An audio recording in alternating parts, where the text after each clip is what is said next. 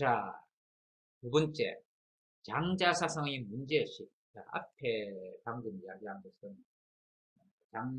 장자라는 인물과 장자라는 문은 뭐 그런 것에 대해서 잠시 얘기하는 뒤에서 이야기했고, 이제 본격적으로 장자 사상에 대해서 우리가 한번 이야기해 보도록 하겠습니다.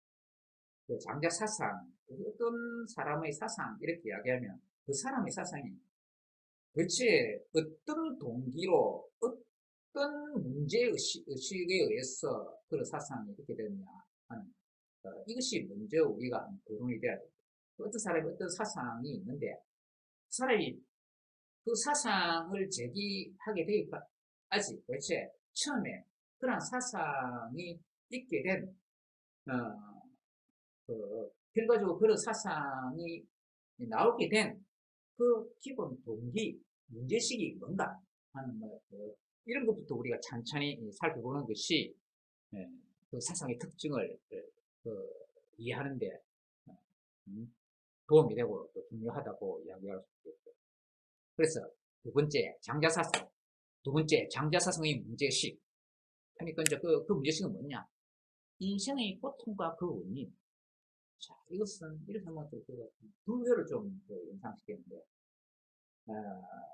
석가모니가 가진 그 문제의식이 뭐냐? 왜 인생이 이렇게 고통스러웠냐? 인생은 고해가 아니에요. 왜 인간은 태어나서 늙고 병들어 죽는 이 고통을 안고 살아가느냐? 하는 이런 측면의 문제의식을 가졌어요. 그래서 이 문제를 어떻게 우리가 해결할 수 있냐? 고민하다 보니까 나는 깨달음을 얻어서 석가모니 사상이 이렇게 된 것이죠. 장자도 그 비슷한 그런 문제의식을 가졌던 거예요. 실제 보면은 이 장자 사상하고 불교 사상하고 이렇게 비교하는 경우는 중국에 내려졌던 승리는 불교의 승리는 그 장자 사상 그리고 노자 사상도 있고 노자 장자를 갖다가 불교와 비교해서 불교식으로 해석하는 그런 책을 선적했습니다. 감산이라는 사람이라서 그런 경우가 있을 정도로 이 도화 사상하고 이렇게 불교 사상과 좀 유사성이 있다 그런 생각을 많이 했습니다. 그런데 장자 사상의 특징이 좀 그런 측면을 가지고 있습니다. 그래서 노자 장자의 사상이 나올 때는 이제 말하자면 중국의 불교가 유입되기 이제 이전이죠. 이전인데 불교는 우리가 뭐 친해지기로는 훈투 전국시대 이후에 진시황이 통일한 진나라 다음에 한나라가 되었어. 한나라도 전한 후한이 있는데 후한 때 그때 후한명제라는 임금 때 그때 중국에 들었다라고 이렇게 이야기하고 있습니다. 그런데 그렇게 들었을 때 이 중국 문화하고 인도 문화하고 달랐어. 그 문화가 다르다는 것은 그 사람들의 사고방식이 다르다는 거죠. 그런데 이게 사고방식이 다른데 중국인들의 사고방식으로는 불교가 들었을 때 그 불교적인 사고를 이해를 잘 못했다. 라고 이제 이야기를 합니다. 그래서 처음에는 어떻게 이해했느냐. 그 비슷한 사상인 도가 사상, 노자와 장자의 사상을 보니까 좀 유사성이 있다. 해가지고 노자, 장자의 이해 방식으로 불교를 이해를 했습니다. 그때 그런 것을 격의 불교 이렇게 합니다. 그러다가 점차적으로 이제 그 불교 그 문헌 자체를 연구하는 식으로 그렇게 그냥 불교 자체를 이해 하려고 노력을 해서 그렇게 그냥 불교가 본격적으로 나중에는 발전하게 되었다고 이야기해요. 그 정도로 보면은 처음에 도가의 방식으로 불교를 이해할 정도로 일정 부분 좀 유사성이 좀 있었다는 거죠. 근데 그 중에서 장자 사상이 특기였던 그런 측면이 이렇게 나왔습니다. 스카모니가 그 생각하기를 왜 인생은 이렇게 고통스러운가? 인생의 고통이 있는 원인이 무엇인가? 그 점에 대해서 문제의식을 가지고 그 점을 해결하려고 출가해서 수도해서 보리스마마에서 깨달음을 얻었다는 거죠. 그리고 장자도 말하자면 그런 문제의식을 가졌다는 거예요. 인생의 고통과 그 원인. 인생은 왜 이리 고통스러운가?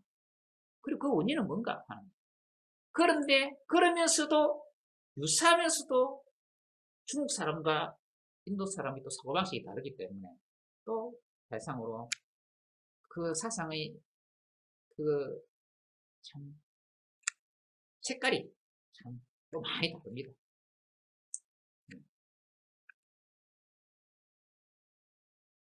자, 내용을 보도록 하겠습니다. 장자 사상은 도가 사상의 절정이다. 그것은 우리가 은자의 사상이 도가 사상의 이제 승부다. 그래. 그 다음에 양주가 도가 사상의 제 1단계. 양주 사상이 도가 사상의 제 1단계. 노자 사상이 도가 사상의 제 2단계. 그리고 장자 사상은 도가 사상의 제 3단계라고 볼 수 있다고 이야기해요. 그렇기 때문에 장자 사상은 도가 사상의 절정이다. 클라이막스다. 이렇게 이야기할 수 있겠습니다. 은자의 사상으로부터 출발한 도가 사상은 당시 혼란한 사회로부터 벗어나 개인적으로는 사회의 후속과 간섭이 없는 자신만의 자유와 행복을 누리고 각 개인들이 그렇게 함으로써 사회적으로는 혼란을 해소하여 무의 자연의 이상사회를 이룰 수 있다는 것이다. 무의 자연. 이게 도가에서 이야기하는 바에 참 그 대표적인 캐치프레이즈 중에 하나가 참 무의 자연이죠. 그리고 여기 보면 어떤 당시 혼란한 사회로 벗어나 개인적으로는 사회의 구속한 간섭이 없는 자신만의 자유 행복을 누린다 하는 이런 이야기를 하는 거죠. 이것이 보면은 그 불교와 비슷하면서도 이제 차이가 나는 이제 그 부분이거든요. 불교는 어떤 정치적인 문제가 아니었습니다. 스카모니가 가진 문제의식은 정치적인 문제가 아니었습니다. 그러나 도가는 좀 정치적인 근거가 좀 관련 있는 것이죠. 복잡한 이 정치적인 어떤 혼란상 거기에서 참 벗어난다. 그래서 이 사회의 구속 간섭을 벗어나겠다. 그래서 참 이게 스카모니가 이야기한 불교에서 이야기하는 측면, 스카모니 이야기하는 것도 진정한 자유 행복인데 그것은 좀 이 정치적인 측면보다 좀 종교적인 측면이 강한 것이죠. 그러나 이 도가 사상은 종교가 아니고 철학입니다. 그렇기 때문에 그러면서도 그 철학적인 성격은 그 당시 때 정치적인 것과 관련이 있습니다. 그렇기 때문에 여기서 말하는 자유는 좀 정치적인 자유와 많은 어떤 관련을 가지고 있습니다. 그런 측면에서 좀 이 불교와 이 도가 사상은 좀 색깔이 다른 것이죠.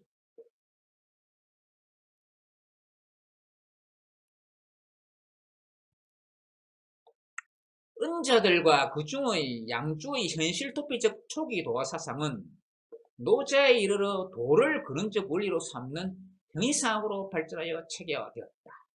그래서 노자를 하면서 이야기한다. 그러면 장자는 어떠냐? 장자는 어떠냐? 이것이죠. 장자는 어떠냐? 하는 것을 보도록 하겠습니다. 자, 그전에 이제는 노자의 특징을 한번 또 요약적으로 보면 노자는 정치 철학적 측면에서 아직 현실 정치 상황 속에서 천하의 문제 해결을 도모한 단계이다 라고 말할 수가 있겠습니다. 즉 유가적 가치 기준을 비판하면서 현실 정치에서 가치 기준의 근원적 발성을 통해 기존의 가치관을 재검토하고 당시의 정치 상황을 도가적 가치 기준으로 재편하여 소국, 과민, 작은 나라 적은 백성 또는 나라를 작게 하고 백성을 적게 한다. 소과민을 이상적 정치상으로 삼은 것이다. 그런데 장자는 어떠냐? 이제 도화사상의 절정으로서의 장자사상에서는 기존의 현실 상황 자체를 부정하고 무정부주의로 나간다. 이거 일종의 아나키즘입니다. 그러니까 노자는 말하자면 자 봅시다. 우리 은자부터 보도록 하겠습니다. 은자는 그 당시 정치적인 문제에 휘말리지 않도록 그게 이 세상에 염증을 느껴가지고 아예 은둔해버렸죠. 공간적인 은둔을 했죠.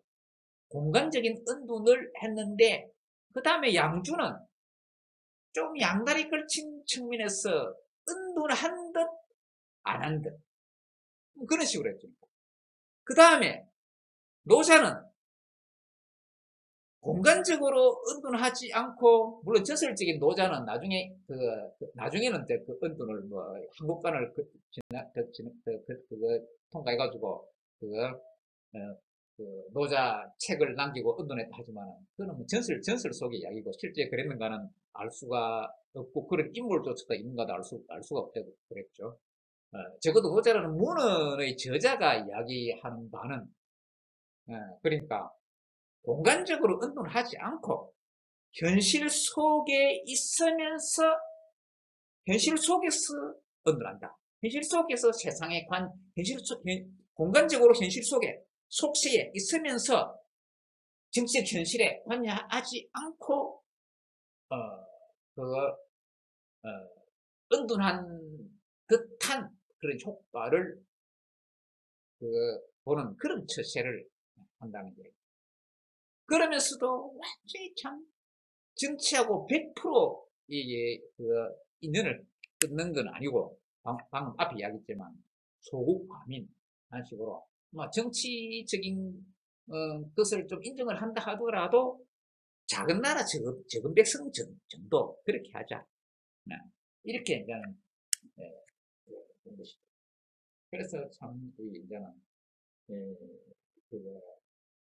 정말 약간 정치적인 측면과 연결고리 이렇게 남겨놓은 것이죠. 그런데 장자는 아예 그것조차도 완전히 그냥 필요 없다. 하는 완전히 무정부주의. 그러니까 장자는 아나키즘을 가진 아나키스트다. 라고 이렇게 볼 수 있는 것이죠. 그런데 다만 정치적인 그런 아나키즘하고 다르게 철학적인 측면에서 정치적인 그냥 아나키즘보다 훨씬 수준이 높은 정신경제가 높은 통상 아나키즘하고는 비교가 안 될 정도로 차원이 높습니다. 차원이 높은 그런 정신경제를 이야기를 합니다. 그 중에 일부분 정도 정치적인 것 관련된 부분 이야기할 때 좀 무정부주의적인 것 같은 그런 것도 있지만은 그것조차 넘습니다.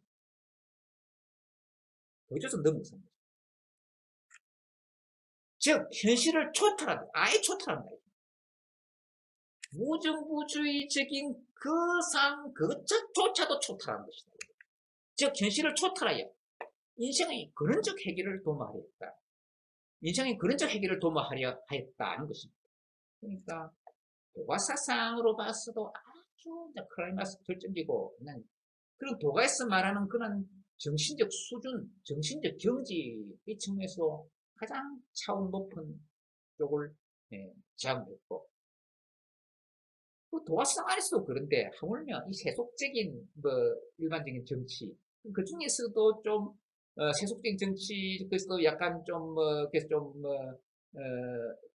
세속적인 정치적인 그런 상황에서 벗어나고자 하는 아나키즘 그것과는 비교도 안 될 정도로 차원이 높다는 거예요. 도가상 자체가 그런 거가 차원이 높은데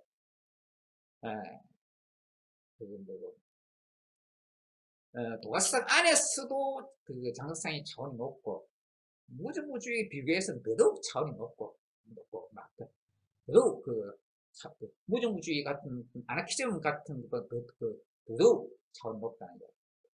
여기서 내가 무정부주의에 비교해서 이야기하는 것은 그중에 일부분 정치적인 측면 이야기하면 약간 뭐 그런 식으로 좀 비교될 수 있는 부분이 있다는 이야기지.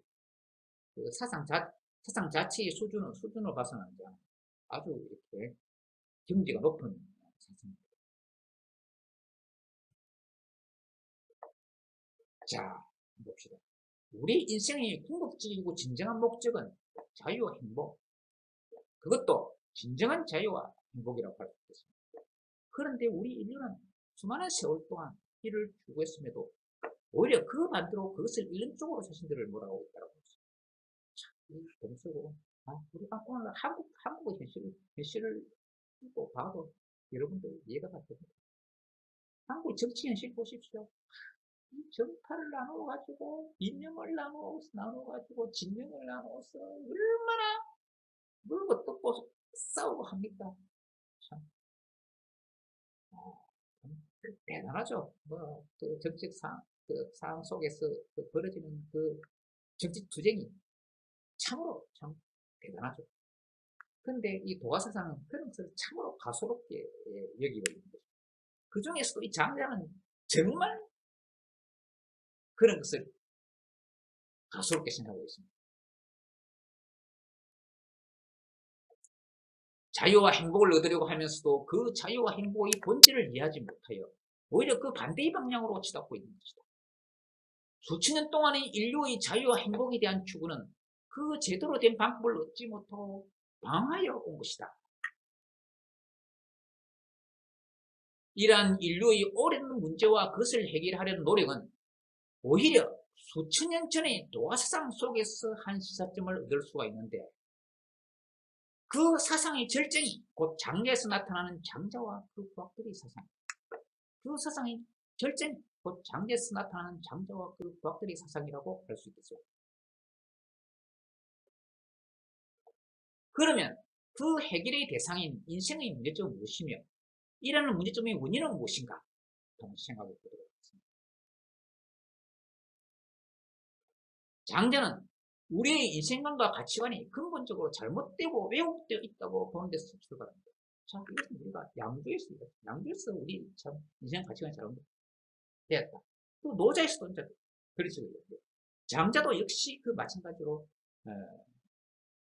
이제는 이런 식으로 이제 이야기하고 있는 것이죠. 장자라는 책의 첫 부분, 가장 첫 부분이 소유에서는 소유라는 이 표현 자체가 나중에 또 나오겠지만 소유 표현 자체가 아주 참 이 세상을 초탈하는 그런 분위기가 있습니다. 소유에서는 자유와 행복을 달성하는 데 여러 가지 차원이 있음을 설명하고 있다. 특히 처음에 나오는 붕세의 이야기는 장자가 추구하는 경지와 삶의 모습을 비유적으로 상징한다고 할 수 있다. 자, 이 장자라는 책의 제일 첫 번째 챕터, 제일 첫 번째 편이 소유편인데, 소유편, 제일 처음에, 장자라는 책은 우화로 되어 있다고 그랬죠. 이야기책이라고 그랬죠. 참, 북쪽에 이 북명이라는 큰 호수가 있었다. 거기에 곰이라는 물고기가 있었다. 그런데 물고기가 나중에 새로 변했다.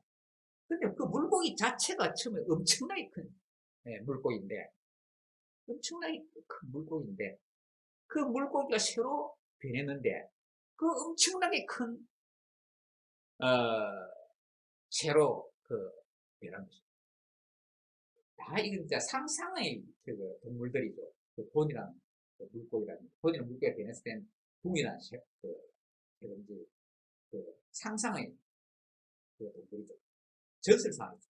전설의 동물이라고, 전설의 동물이 이전에 있었는데라고 이야기했지만, 따지고 보면 그냥 지어낸 동물이죠. 전설상의 동물입니다. 그런데, 말하자면 전설상의 그 동물, 옛날 사람들은 막 그런 이야기 많이 지어냈죠.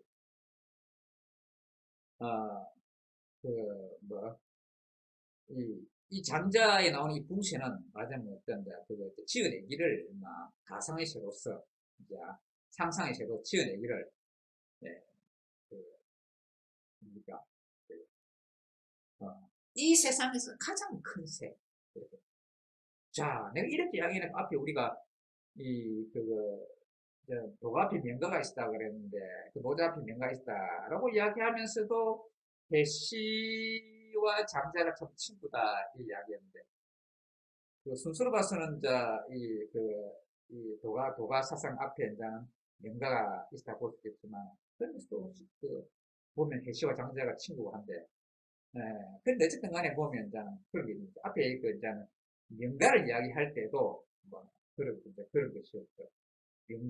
명가를 보면 그게 맞으면 실제는 존재하지 않지만 개념만 존재하는 것. 뭐 그런 이야기를 했죠. 자, 이 마찬가지. 이 상상의 동물. 상상의 동물은 실제 하지 않지만 아주 큰 새라면서 이제 묘사를 한다 했죠. 어떤 새라고 묘사한다 했죠. 그러니까 우리 상상 속에서 개념은 존재한다는 이야기. 이것이 이제 이런 것이 마지막에 그가 현대 구석철, 어구석철학의 어떤 그런 이야기, 어구석철학에 내가 예를 명가할 때 이야기를 명가를 설명하면서 이야기를 했지만 그렇죠. 현실에서는 존재하지 않지만 개념만 존재하는 그런 거. 그러니까 서양의 현대 분석학자들이 예를 들 때 있어요. 유니콘, 이런 유니콘. 유니콘 그 전설상에도 서양 전설상에 신화적 동물이다 이야기입니다.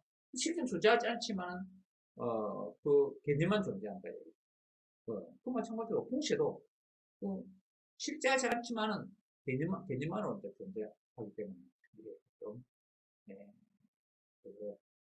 그 명가 정책과 우리가 오늘날 현대 서양 어느 분석체랄까 참 이렇게 관련지어서 생각할 수 있는데 이 생이 가장 큰 새인데 한 번 날면 이게 얼마나 큰지 온 천지가 캄캄해진다 이거예요. 날개를 펼치면 온 천지가 캄캄해진다 이거예요. 그렇기 때문에 날려 그러면은 당연히 이게 어느 정도 지상에서 또 올라가서 멀리 날아가려면 지상에서 또 수직으로 일단 상승을 했다가 수평으로 쭉 날아가죠. 큰 새가 처음부터 저 먼 거리를 갈 수 없고, 그 자리에서 퍼득퍼득 해가지고 하려면 땅에서 먼지만 나겠죠. 그 엄청나게 큰 새가 엄청나게 큰 먼지가, 이러겠죠. 아무리 작은 새를 하더라도 일단은 조금이라도 수직 상승을 해서 수평 이동을 해야 됩니다. 파리조차도 조금은 수직으로 이렇게 좀 올라가야 되겠죠.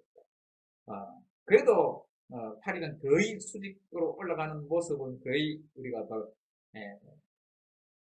캐치가 안 될 정도로 바로 이렇게 날아가는 것처럼 이야기했는데 그래도 바닥에 납작 엎드리고 간다는 건 아는 것이 아니죠. 약간은 위로 올라가면서 또 수직 상승과 수평 이동을 좀 겸해서 이렇게 가게 되는 것입니다. 우리 참새, 비둘기 이래 되면 파리 같은 것보다는 더 수직 상승을 해가지고 또 수평 이동을 해요. 그런데 붕새는 당연히 엄청나게 하늘을 팍 꼭대기로 올라가가지고 굉장히 높이 올라가가지고 수평 이동을 해야 될 것이다. 그래가지고 한 번 날아가면 9만리는 가요. 9만리 날아간다. 그러니까 그 상황에서 참새나 말더니 찌르레기 비둘기 이런 새들은 작은 매미 파리 모기 매미 같은 건 말할 것도 없고 그 작은 새들이 그 뭐, 참새나 비둘기, 뭐, 그 메추라기, 이런 새들은 붕시를 보고, 참, 얼마 저거 참, 그거 참, 바보 아니가? 왜 저렇게 높이 올라가가지고 땀 뻘뻘 흘려가지고, 땀을 뻘뻘 흘리고 높이 올라가서 또 수평이동을 하느냐? 우리처럼 조그만 날아가면 돼. 조금만 올라갔다 수평이동을 하면 돼. 근데, 자, 그것이 무엇이야? 그 작은 새들은 큰 새의 뜻을 모른다. 작은 존재는 큰 존재의 뜻을 모른다. 그래서 그 참새 따위가 어떻게 이 대붕, 이 붕씨 이야기할 때 아주 큰 대자 붙이고 대붕 이렇게 합니다.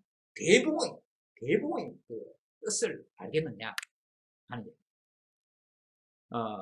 그래서 특히 처음에 나오는 붕씨 이야기는 장자가 추구하는 경지, 아주 큰 경지. 일반 보통 사람은 참새 같은 존재고, 그러니까 장자가 추구하는 아주 이상적인 존재의 그런 정신경지를 가진 사람의 경지, 그런 사람의 경지를 일반 보통 소인배 같은 보통 사람의 어떤 정신경지를 가진 사람, 뭐 경지를 할 것도 없죠. 그런 어떤 정치적 수준과 차원의 사람들은 이해를 못한다. 그래서 그런 어떤 장자가 추구하는 경제 삶의 것을 비유적으로 상징한다고 할 수 있다. 그러니까 장자가 추구하는 그런 이상적인 존재의 어떤 경지와 삶의 모습을 비유적으로 이제 붕시의 이야기로서 이제 그 비유적으로 이제 묘사를 한 것이죠. 거기에 대해 가지고 작은 새는 그 보통의 존재, 범인들의 이제 그 존재, 범인들의 어떤 정신적 수준을 이야기한다고 할 수가 있습니다. 그 노자에도 이런 얘기 있습니다. 노자가 말하기를 참 이게 도에 대해서 이야기합니다. 진리. 도에 대해서 이야기하면 선비들이 있는데 아주 하급의 선비, 하사, 중급의 선비, 중사, 상급의 선비, 상사, 역시 군대 계급의 하사, 중사, 상사, 그 글자인데, 참, 어떻게 해서 좀 오늘 군대 계급의 그릇이 쓰는 거 보니까, 노자가 옛날에 선비를 이야기할 때, 하사, 중사, 상사, 하급의 선비, 중급의 선비, 상급의 선비. 그러니까, 상급의 하급의 선비는 이 도를 들으면 그럼 상급의 선비도 문제겠죠. 상급의 선비는 그러니까 어쨌든 참 도를 추구하려는 그런 그 의지를 가지기 때문에 참 열심히 자기도 그런 경지에 도인지 오르겠다고 열심히 노력한다. 근데 중급은 이거 좀 반신반의하는 것이 반신반의. 그런 경지가 있는 거 아닙니까? 반신반의하는 거. 그런데 수준이 낮은 하급의 선비는 도에 대해서 들으면 웃는다. 비웃는다 이야기죠. 비웃는다 이야기죠. 도에 대해서 아니고 비웃는다 이야기죠. 그러면서 노자가 뭐라 하는가 하면 하급의 선비가 웃지 않으면, 비웃지 않으면 도가 아니다. 아주 참, 오히려 뒤집어서 역설적으로 그런 참 수준 낮은 하급의 선비를 비웃는 것이죠. 요즘 마침 그런 표현 자체가 요즘 의문의 일패, 하급 선비 의문의 일패 그렇게 보시면 돼요. 그런데 오늘 일패 정도라고 할 수 없을 정도로 그냥 수준이 낮다는 이야기죠. 그러니까 하급의 선비가 듣고서 웃지 않으면 도가 아니다. 그러니까 하급의 선비는 도에 대해서 들으면 웃는다, 비웃는다, 조롱한다. 근데 학업의 선비가 조롱하는 이야기가 아니면 도가 아니다. 그럼 뒤집어 이야기하면 진정한 도는 학업의 선비가 들으면 웃는다. 그냥 모자기 이야기를 학업의 선비가 도를 들으면 웃는다. 그렇게 이야기해놓고서 학업의 선비가 듣고 웃지 않으면 도가 아니다. 하면서 뒤집어서 참 학업의 그 선비를 참 이게 참 오히려 반대로 비웃는 것이죠. 그러니까 그런 것이 그런 노자의 그런 식의 취지가 이 장제에 와가지고는 우화로 이야기해요. 우화로 이야기돼가지고 참새 비둘기 메추라기 같은 작은 새가 붕새가 날아가는 그 뜻을 모르고 비웃는다. 그러니까 그런 참새 비둘기 메추라기가 웃지 않으면 붕새의 뜻이 아니다. 그러니까 막 우리가 도의 경지를 진리를 이야기하면 참 그 진리를 이해하지 못하는 존재들은 오히려 비웃는다. 플라톤의 동굴의 비유. 그 동굴 속에 태어나면서 묶여있는 운명적으로 묶여있는 사람들. 묶여있는지도 모른다. 묶여있는 모르는데 앞만 보고 이렇게 있게 되어 있는데 뒤에 모닥불이 피어져 있고 그래가지고 그림자가 앞에 스크린처럼 앞에 그 사람들 앞에 비치는데 평생 그렇게 묶여서 앞만 보고 있도록 되어 있기 때문에 그림자가 진짜인 줄 안다. 그림자가 진짜인 줄 안다. 그 진짜인 줄 알고 평생 그림자의 지식에 대해서 논한다. 그 그림자에 대해서 가장 많은 지식을 아는 사람이 박사고 훌륭한 학자다. 그러다가 그 중에 한 사람이 그 묶여있는 그 상태에서 풀려나서 뒤를 돌아볼 수 있게 되었다. 그래 보니까, 앞에 자신들이 본 것이 다 그림자였고, 실제가 아니었구나. 그래가지고, 옆에 사람한테, 우리가 이때까지 본 것이 다 거짓된 그림자였다. 라고 이야기하니까, 그렇지만 묶여있는 사람들은 아직 안 풀려났기 때문에, 그거 사실, 팩트를 알게 된 사람이 이게 팩트다. 너가 이때까지 알고 있는 것은 팩트가 아니라 페이크라고 이야기해줘도 안 믿겠죠? 안 믿고 오히려 팩트를 이야기해주는 사람한테 니 미쳤나? 니 바보가? 이렇게 오히려 비웃을 수 있다. 그런데 그것조차도 아직 진정한 모습이 아니다. 그 사람이 동굴 밖에 나가니까 찬란한 태양이 있다. 비유다. 플라톤이 생각하는 그 이데아. 그 이데아가 진정한 존재고, 플라톤은 이데아가 진정한 존재고, 우리 현실은 이데아의 그림자다. 라고 이야기합니다. 그러니까, 우리 그림자에 대해서 알고 있는 사람들은, 또 그것이 모든 것이라고 생각하는 사람들은, 이데아에 대해서 알고, 진짜 존재에 대해서 알고, 그것에 대해서 이야기해주는 사람 보고, 오히려 비웃고, 미쳤다고 그랬어요. 그 마찬가지고, 노자가 이야기합니다. 하사가 듣고 웃지 않으면 도가 아니다. 동굴 속에 갇혀있는 사람이 듣고 웃지 않으면 이데아가 아니다. 그렇죠? 자, 그런 어떤 영적인 장자에 있어서는 참 비유적으로 우화로 이렇게 이제 이야기되고 있다는 거예요. 플라톤은 좀 약간 직설적인 측면과 그런 동굴의 비유를 통해서 좀 비유적인 측면이 겸해져가 있죠. 겸해져가 있고 노자는 직설적으로 이야기해야 되고 이 장자는 막 아예 그냥 막 비유적으로 비유를 중심으로 비유를 주로 해가지고 이야기를 했다고 볼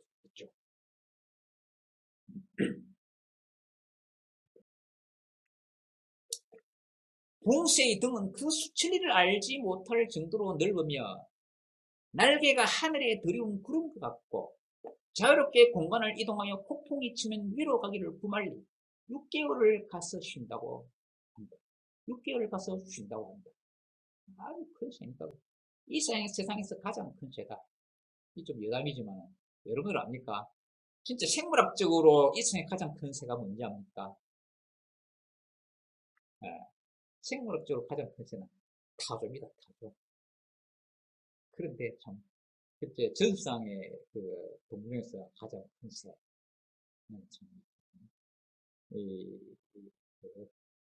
뭐, 각 문화권마다 이 새 가장 큰 새를 이야기하겠지만, 참, 도가사상의 붕새가, 참,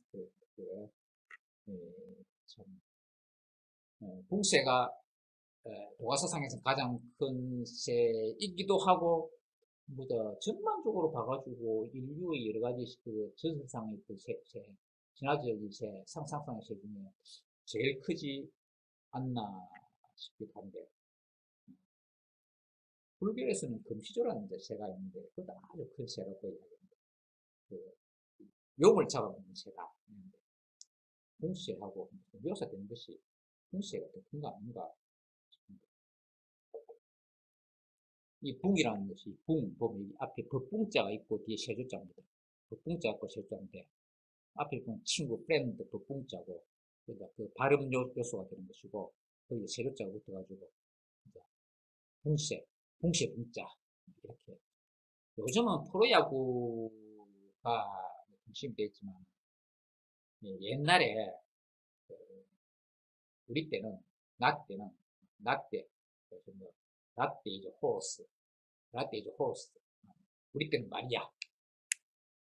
라떼 이제 호스, 나 때는 말이야. 하는데, 나 때는, 그러니까 프로야구가 있기 전에, 그때는 고등학교, 고교 야구가 참 유명했습니다. 그래서 사람들은 전부 다, 뭐, 성인들도 자신의 출신 고등학교 야구팀을 응원하고 그래가지고, 고교 야구가, 좀 이상하게 스포츠의 야구로서는, 스포츠의 인기 행사였습니다. 야구의 경우에, 고교 야구가, 각 사람들이 관심사 되겠습니다. 그리고 그때 여러 참 신문사에서,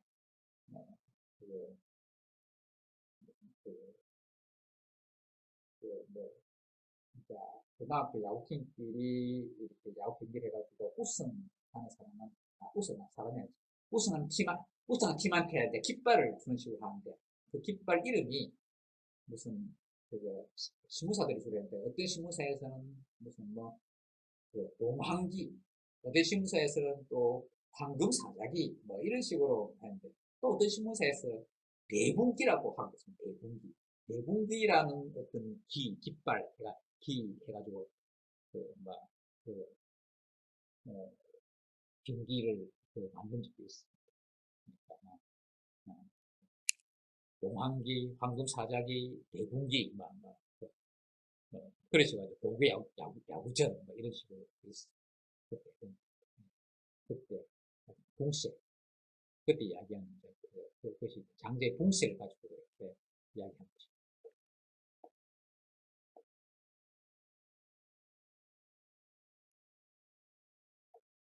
자, 그래, 아까 이야기한 대로, 이에 대해 매미, 미둘기, 메추라기는 비웃는데, 그들이 보는 세계가 붕새의 세계를 이해할 수가 없는 차원상의 차이가 있기 때문이다. 이에 대해서 이야기한 바가 있습니다.